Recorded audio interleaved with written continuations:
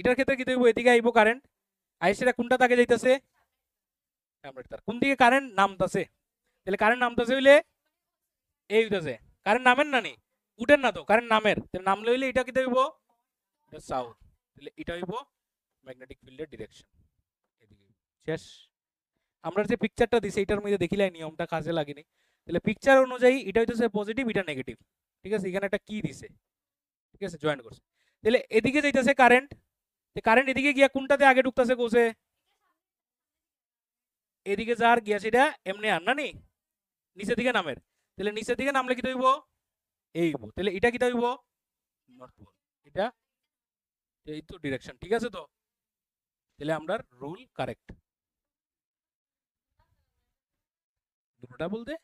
তোমার সলিউশনটা আঁকিয়ে দিব পেপারের মধ্যে, কোশ্চেন পেপারে, তুমি জাস্ট দেখা সেটা বুঝছা সেটা তার ডিরেকশন আঁকিয়ে দিতে।